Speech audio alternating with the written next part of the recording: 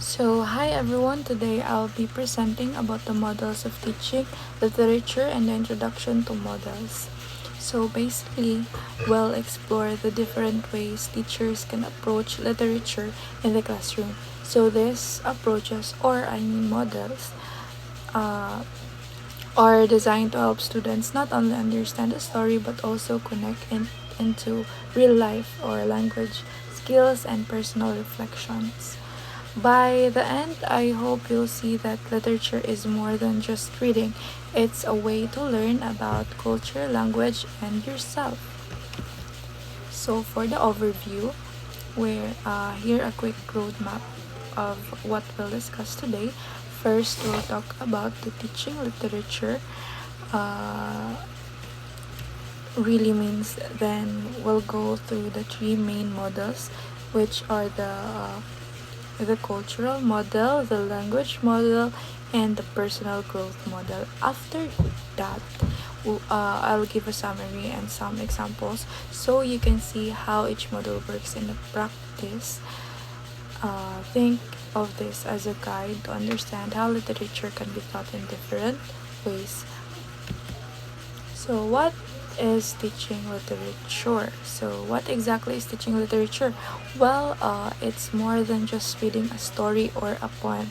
Teaching literature is a method that guides students to comprehend, interpret, and connect with texts. So, for example, when you read a short story, you don't just memorize the plot, you try to understand why a character acts a certain way and what the story says about society and even how it connects to your own experiences.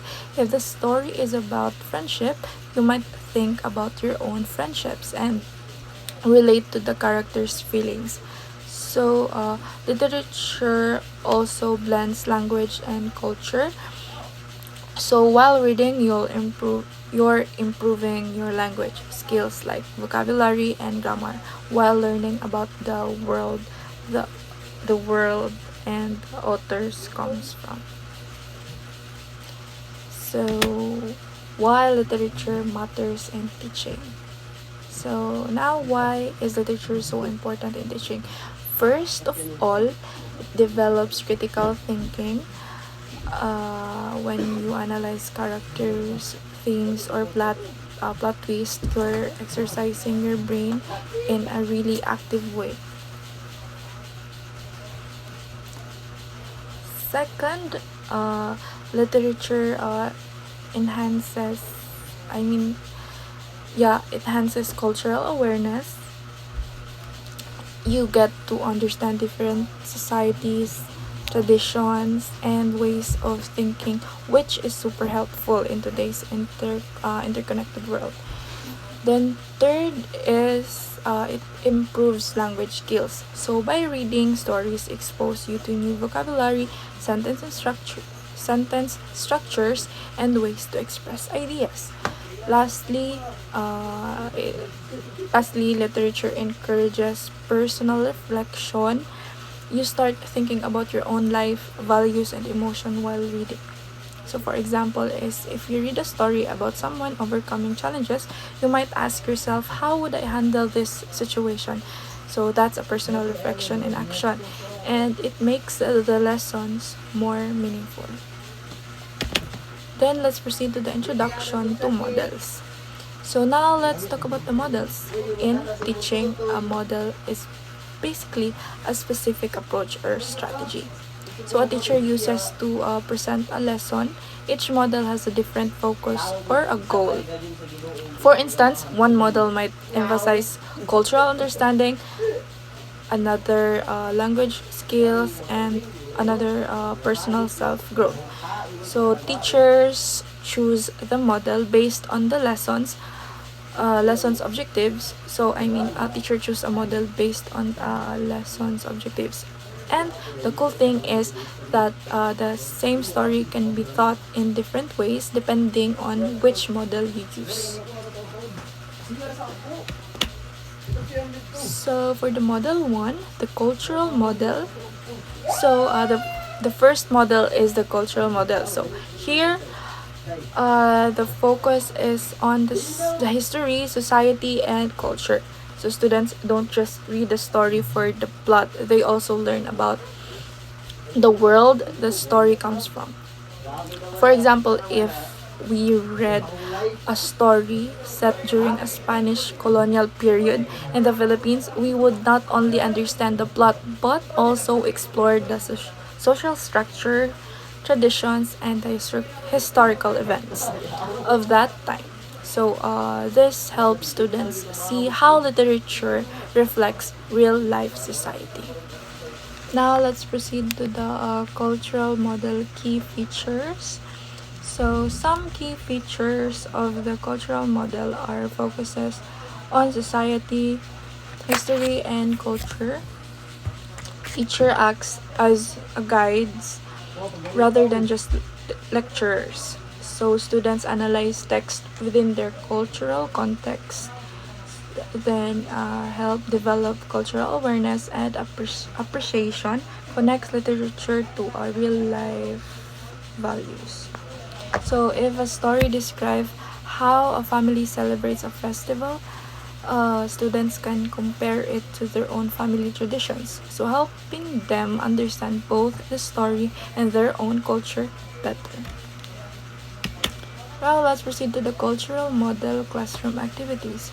So, in class, teachers using the cultural model might do activities like discussing the cultural background of the story, and identifying the values or the themes in the text, comparing the story's culture with the student's own world, then having group conversations about traditions. For example, is if a story talks about respects for elders, students could share how their families show respect, making the lesson personal and meaningful. Then, for the model 2, the language model. So, the second model is the language model. This one focuses on literature as a tool for learning language. Uh, Here, the story or poem is studied for its grammar, vocabulary, and the structure rather than just its cultural or historical content. So, for example, when reading a poem, students might highlight new words or expressions, then practice using them in their own sentences. Then, the key features of language model. So, it include analyzing word of choice and sentence structures, studying linguistic patterns, enhancing vocabulary knowledge, improving reading fluency and accuracy. So, for example, is if a sentence says the storm range across the plains. So, students can focus on the word range to understand how it strengthens the meaning of the sentence.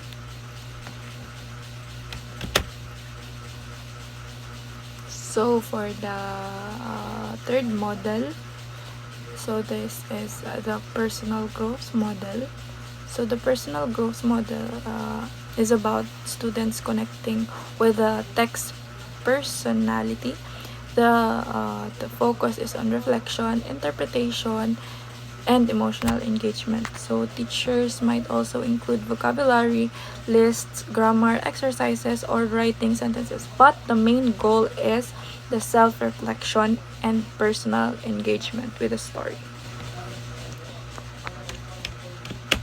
So let's proceed to the personal growth key features. So some key features are encourages self-reflections, students interpret meaning personally, promotes emotional engagement, and follow a learner-centered approach. So for example, if a poem talks about sadness, a student might write about the time they felt sad, connecting their personal experiences with the text. Yeah, so next is the personal growth activities. So classroom activities might include first reflective journals, group discussion about feelings, personal response essay, share real life connections. For example, after reading a story about teamwork, a student might write, I remember when my friends and I worked together on a social project. And it felt great. So this shows personal growth through literature. Then comparing the models. Let's compare. So to quickly compare the three, cultural model focuses on society and the context. And the language model focus on structure, grammar, and the skills. And ang personal growth model, from the word personal, it focuses on a self-reflection and meaning. Each model serves a unique purposes, and teachers often combine models depending on the lesson.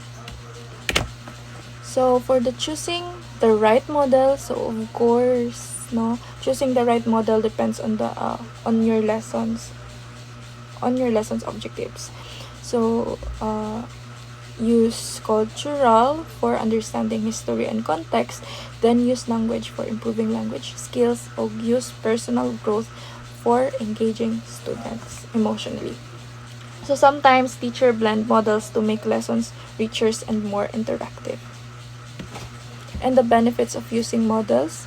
So lessons become more meaningful. Students participate more actively. Improves thinking and language skills. It helps teachers making lessons more engaging. For example, discussing stories cultural context can improve critical thinking, while encouraging students to share their own ideas and opinion. So that's a combined model. So for the challenges to watch, of course, they are challenges. So some students may prefer one model or another. Activities can be time consuming. Then teachers need careful preparation. Then balancing all models in one lesson can be tricky. But with good planning, these challenges are manageable. So for a summary, to summarize, teaching literature can focus on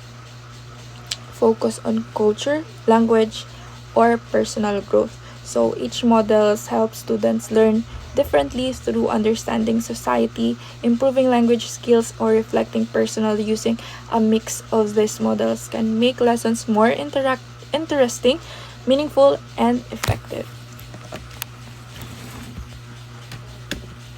So for the examples, here how each model looks in practice. So cultural, studying the societal and historical context of a story. Then sa language, practicing vocabulary, grammar, and writing skills. Then sa personal growth, reflecting on ideas, emotion, and personal experiences. So this shows the one story can teach you many things depending on how you approach it. Then last, I know it's not, yeah. These are the references I use for these presentations. So you can check them if you want more detailed explanation about each model. So that's it. That's all for my presentation. Thank you so much for listening. I hope this gives you a better understanding of how literature can be taught in different ways, and how stories can teach us about culture, language, and ourselves.